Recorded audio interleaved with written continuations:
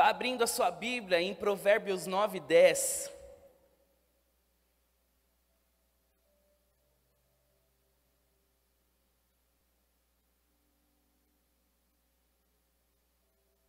Provérbios 9, versículo 10. E depois, se você já quiser aí na sua Bíblia, deixar o dedo pronto aí no gatilho para Isaías 33, 6. A gente vai ler esses dois textos.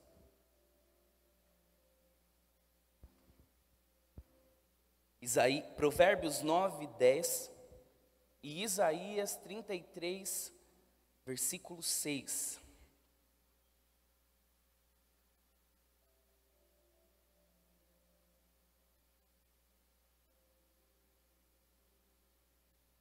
Essa palavra eu preguei ontem no nosso culto de jovens, e acredito que é uma palavra muito relevante para a nossa igreja também. Eu vou falar de algo muito importante na vida do cristão. Qual é o primeiro e principal mandamento que o Senhor deixou? Amar ao Senhor teu Deus com todas as suas forças. Amar ao Senhor. Mas existe algo a mais nisso, que não é apenas o amor. Nós precisamos também ter temor ao Senhor. São duas coisas que caminham juntos.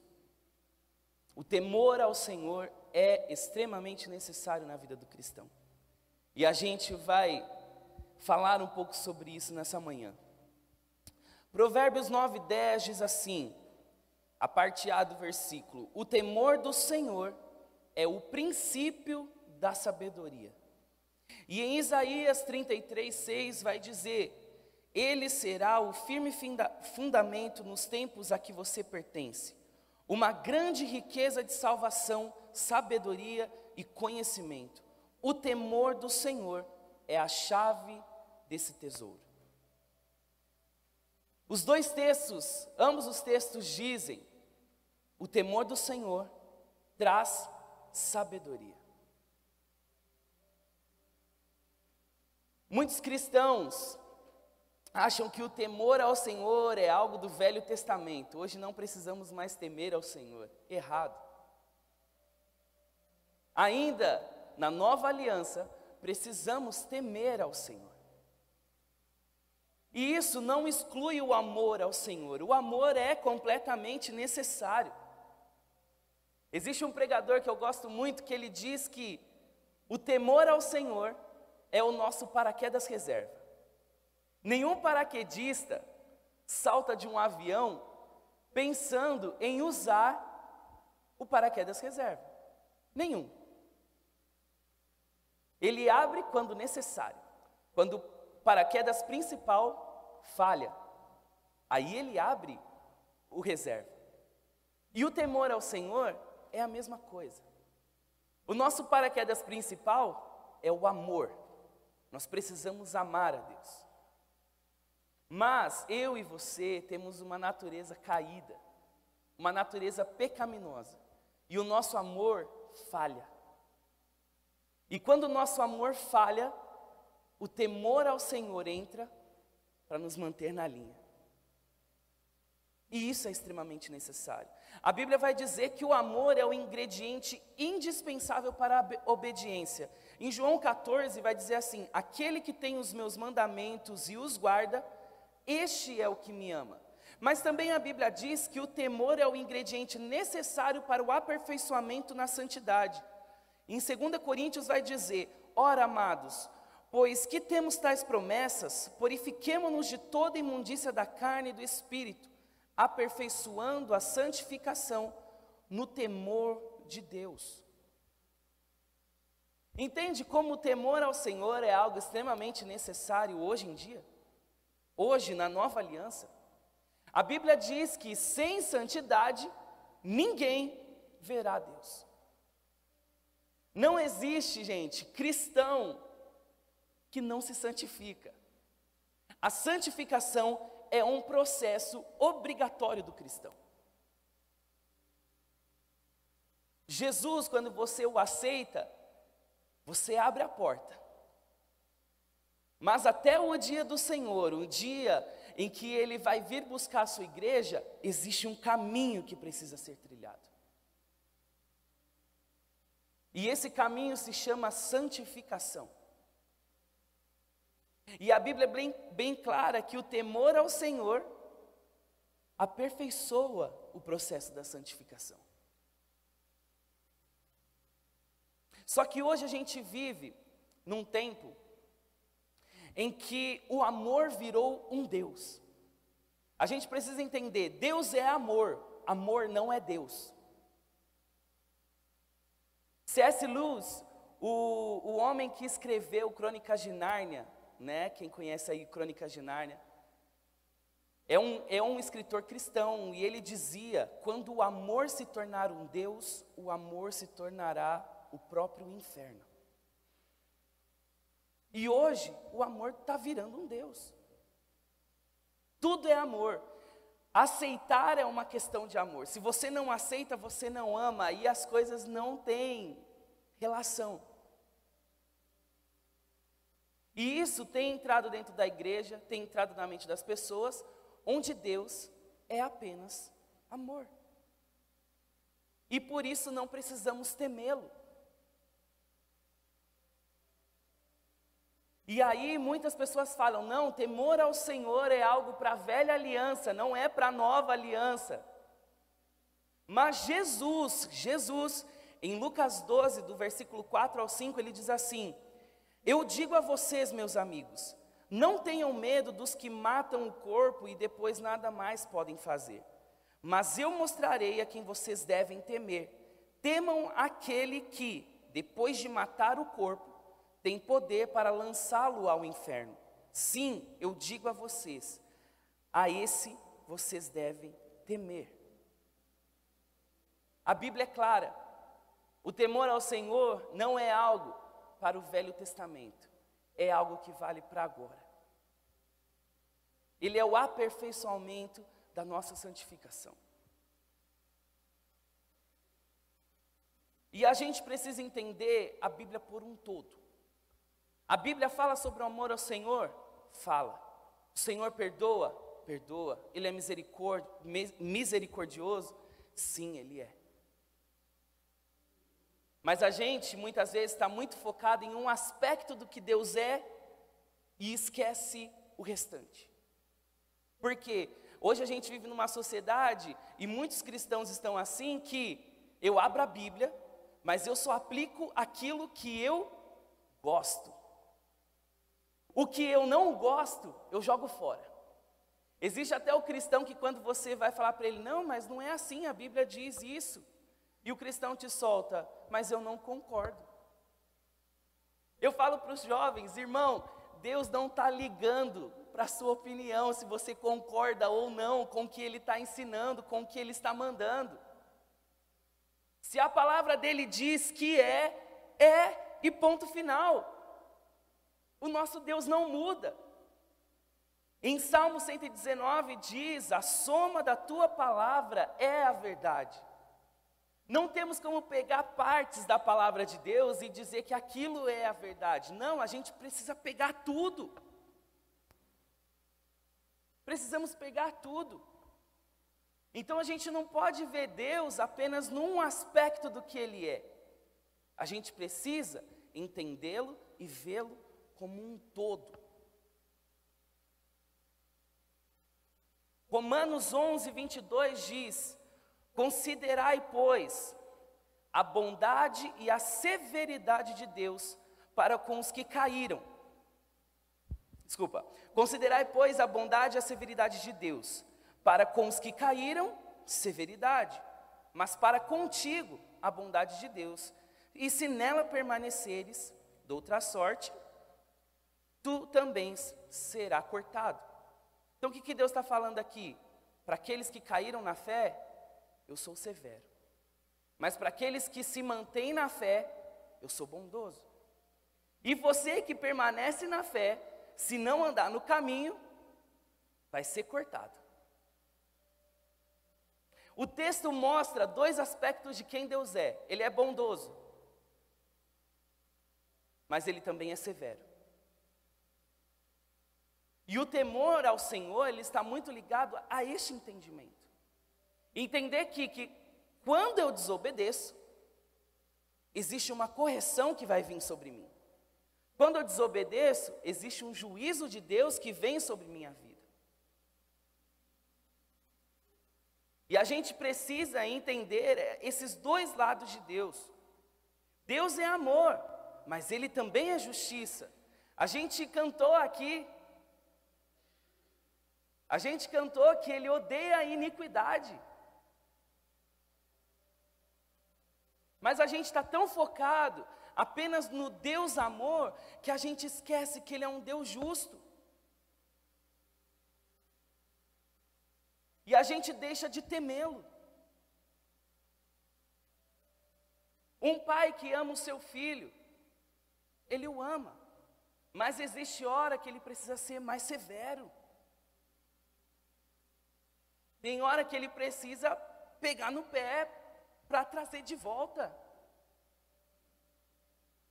Mas a gente está falhando nessa visão que temos de Deus.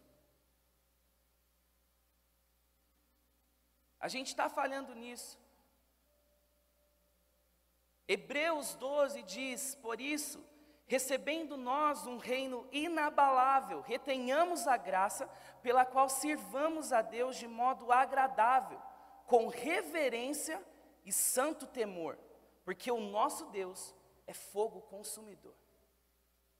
O texto não diz que Deus era fogo consumidor, ele diz que Ele é fogo consumidor. O nosso Deus, Ele é um Deus santo, Ele é um Deus poderoso. E é necessário temê-lo sim. Eu não estou, gente, querendo jogar um atributo de Deus de que Ele é amável fora, não. Eu quero trazer um entendimento de que Ele é as duas coisas, para que a gente possa temê-lo.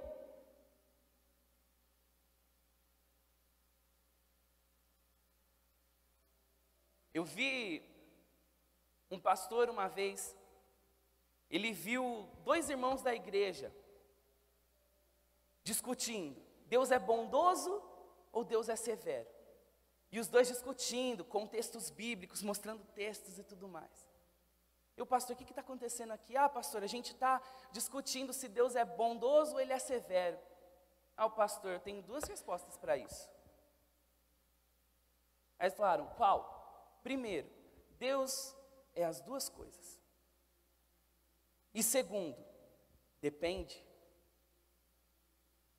Depende do comportamento humano. Isso é um outro lado que a gente precisa entender. Deus, Ele não corrige o homem apenas pelo seu caráter. Ele também corrige o homem através do seu comportamento. Existe uma lei da semeadura.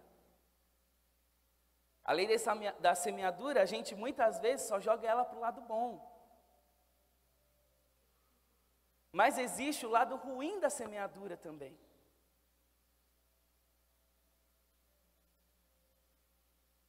Em Gálatas 6, vai dizer, não vos enganeis, de Deus não se zomba, pois aquilo que o homem semear, isso também ceifará. Porque o que semeia para a sua própria carne, da carne colherá corrupção, mas o que semeia para o Espírito, do Espírito colherá a vida eterna.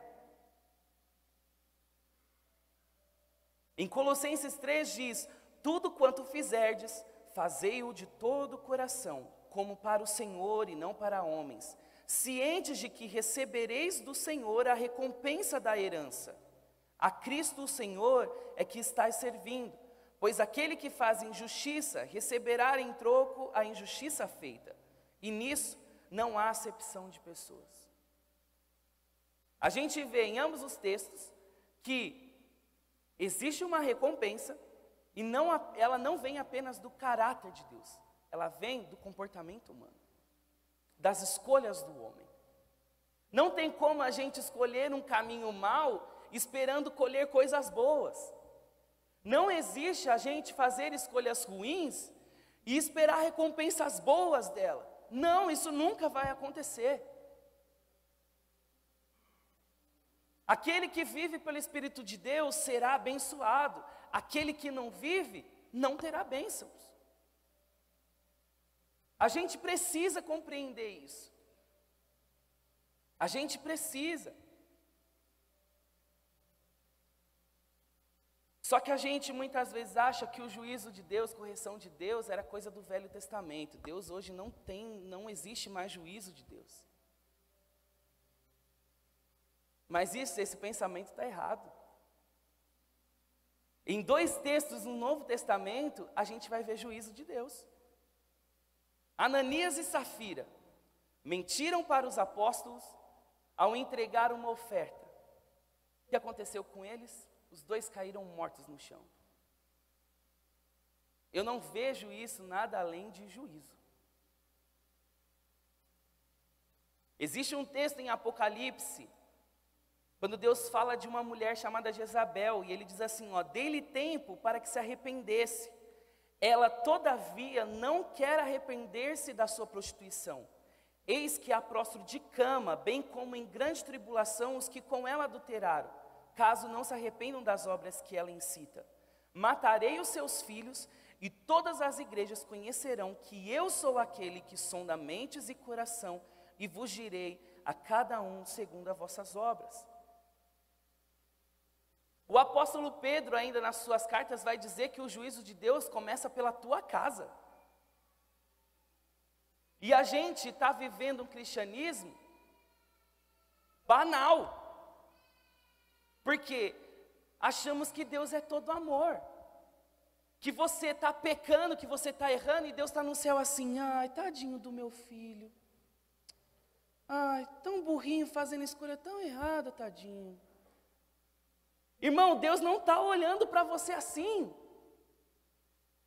A Bíblia diz que Deus odeia o pecado. Ele odeia. E muita gente ainda questiona, né? Como um Deus tão amoroso pode enviar alguém para o inferno? Gente, muitas pessoas pensam, eu não quero ir para o inferno para ser atormentado pelo diabo. Gente, o inferno é apenas a casa do diabo, mas ele não manda lá. O inferno não foi criado pelo diabo, o inferno foi criado pelo próprio Deus. O inferno é uma ação de amor de Deus contra o pecado. O inferno é um local de separação do amor de Deus. Ali não existe o amor de Deus. Ali existe a ira de Deus. Deus se ira contra o pecado. A gente precisa tirar essa mentalidade. Se a gente acha isso, é porque a gente acha que o pecado não é tão mal assim. Se a gente pensa que Deus está olhando para o pecado e está falando, pecou de novo, tadinho.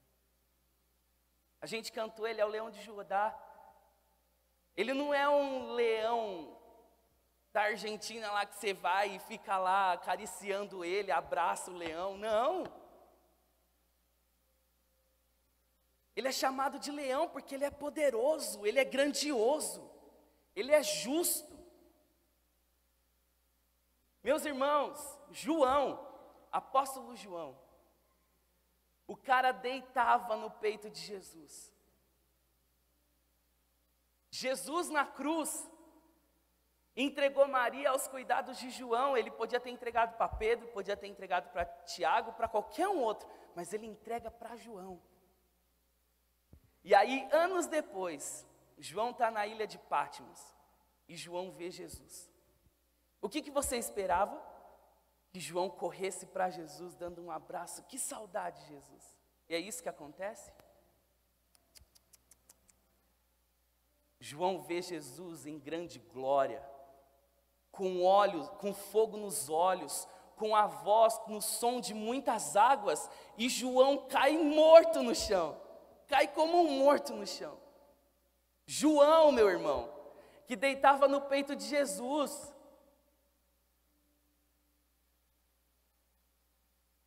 O cara viu Jesus em grande glória e não suportou ver aquilo. E a gente está vendo um Jesus como um ursinho carinhoso. Jesus é misericordioso, sim. Quando você está em luta e andando nos caminhos dele, sim, ele vai te acolher. Ele vai te trazer provisão, sim. Mas quando você erra na fé,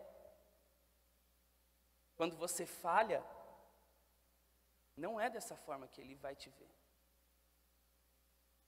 Não é dessa forma. Agora você vai me dizer, mas a gente não deve obedecer por amor? Sim, nós devemos obedecer por amor. Nós devemos. Mas como eu disse, eu e você somos falhos. O nosso amor alguma hora vai falhar. E o que vai nos restar é a consciência de que se eu errar, vai vir juízo sobre mim. E isso vai me manter na linha. É como num casamento. Eu aqui nesse altar, eu me comprometi com a Gabi em amor. Mas, em algum momento, se me faltar consciência de amor a ela, é o meu temor ao Senhor que vai me manter na linha. Por isso que eu falo para muitas meninas, eu vejo as meninas, muitas vezes falando, eu não confio que o meu namorado vai para tal lugar, não confio. Eu falei, você não deve confiar nele. Você deve confiar no temor que esse homem tem ao Senhor. Se esse homem teme ao Senhor, ele jamais vai te trair. Se esse homem teme ao Senhor, ele vai liderar a sua casa para mais perto de Deus. É o temor ao Senhor, gente. O temor ao Senhor nos segura na linha. Nós somos falhos.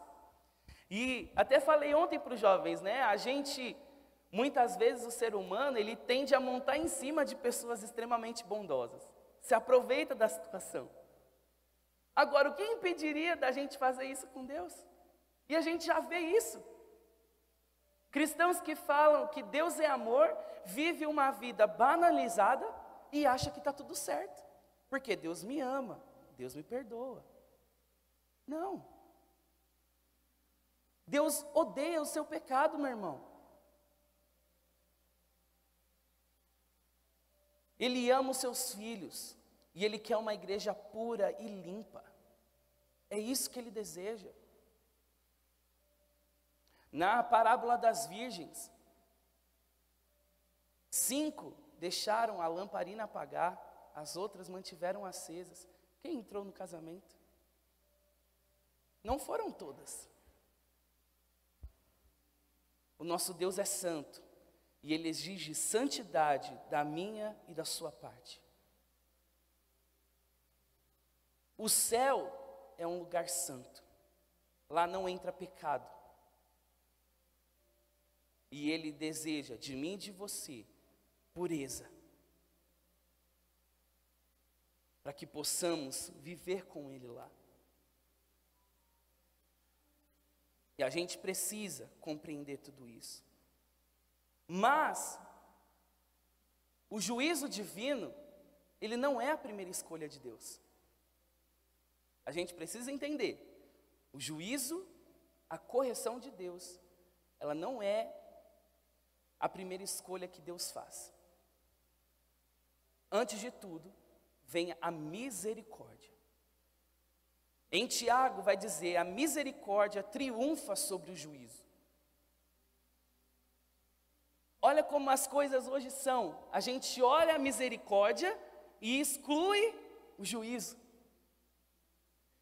Mas uma coisa não exclui a outra. Deus primeiro Ele vem com a misericórdia. Ele vai te dar uma oportunidade de arrependimento. Ele vai falar, estou te dando tempo. Estou te mostrando que você está vivendo errado. Você está vendo que as suas escolhas são erradas. Só que quando você não se arrepende, Deus fala assim, ó, seu tempo está acabando. E aí sim Deus vem com juízo. A gente vai ver isso lá no texto de Apocalipse que eu li para vocês. O texto já começa, dei-lhe tempo para que se arrependesse. Ela todavia não quer arrepender-se da sua prostituição. Arrependimento, gente, é mudar a vida. Você errar, chorar e no outro dia fazer a mesma coisa, isso nada mais é que remorso. O arrependimento, você não volta ao mesmo erro novamente. E a primeira escolha de Deus é a misericórdia, a oportunidade de arrependimento.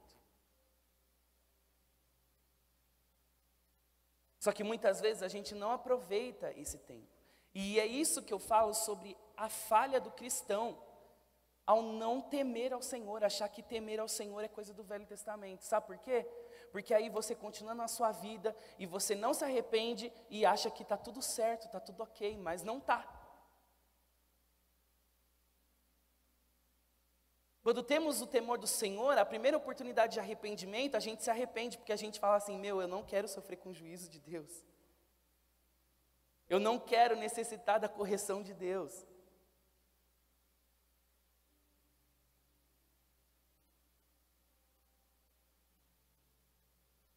E o juízo, ele nunca vem apenas como uma forma de punição. O juízo, ele vem como uma forma de Deus olhar para o homem e falar, ei, eu sou o seu Senhor, olha para mim aqui. Eu sou o teu Deus. Você viu tudo que você fez? Olha o que você colheu. Agora olha para mim. Eu sou o teu Deus. Em diversas vezes com o povo de Israel é assim que funciona.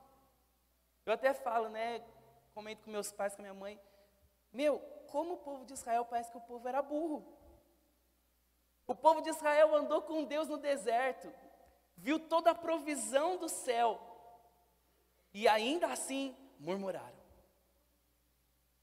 Aí vai lá Deus com juízo sobre eles. Aí eles se voltam para o Senhor de novo. Eles entram em Jericó. No decorrer do tempo, eles falham de novo. Aí são cativos de outros povos. Foram cativos na Babilônia. Aí o povo se volta ao Senhor novamente. Aí Deus dá graça, misericórdia para aquele povo. Aí eles falham de novo. Aí cai na mão dos romanos. É o tempo inteiro assim. Só que eu e você não precisamos viver assim.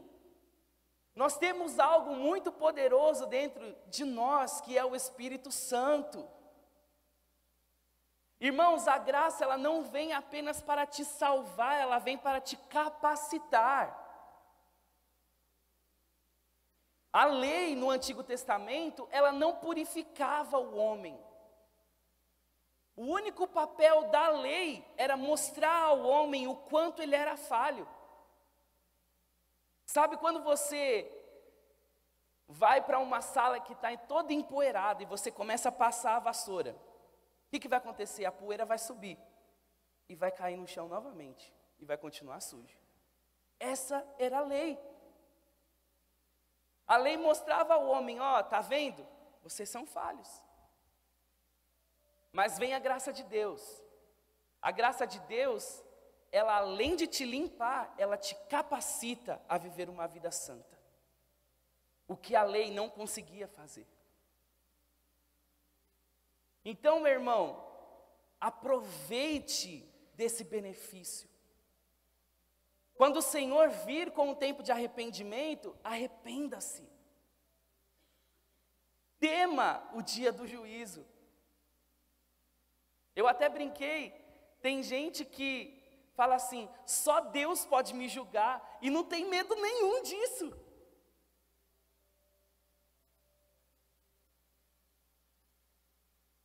A gente precisa ter essa consciência. Irmão, o Jesus em amor, ele já veio, ele morreu na cruz por mim e por você. A próxima que ele vir, ele vai vir como um juiz para julgar todas as nações. Então a gente precisa andar na linha agora. A gente precisa endireitar a nossa vida agora. A gente não pode esperar com que nossos irmãos sumam e aí você percebe, putz, vivi errado. Jesus voltou e eu não fui.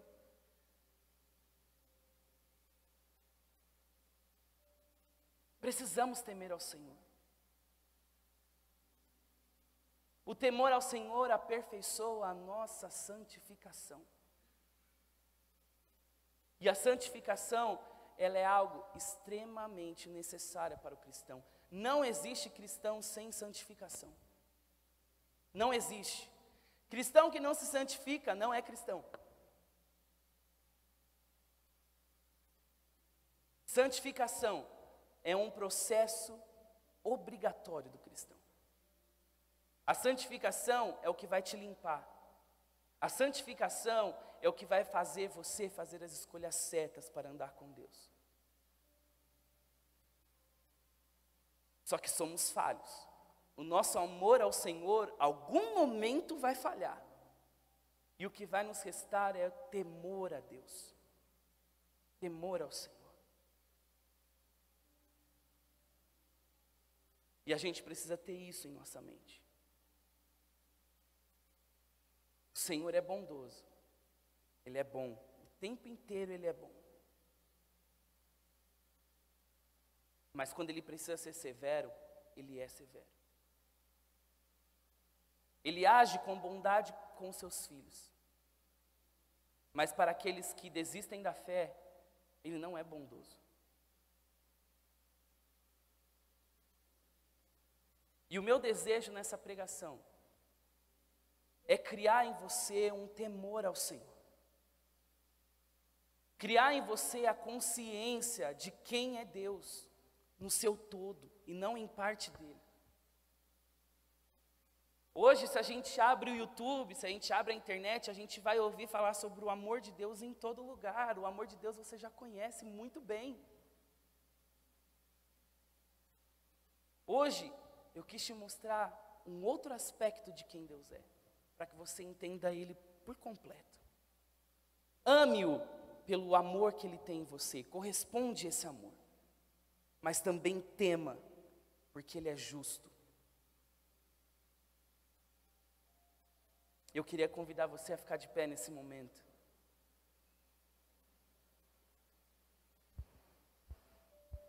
O Senhor é justo. O Senhor é justo.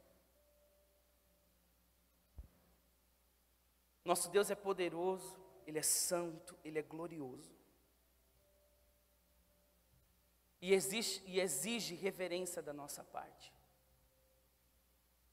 Nós os chamamos de pai, nós os chamamos de amigo. Só que muitas vezes a gente está esquecendo dessa parte. Ele é Deus, Ele é rei, Ele é quem governa.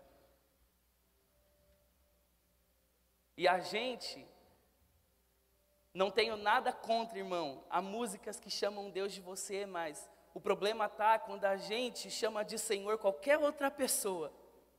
Mas Deus a gente deixa para chamar de você. Quando a gente coloca Deus num patamar muito abaixo. Não. Ele é grandioso. Ele é glorioso. Ele exige reverência e temor da nossa parte. Vamos louvar ao Senhor.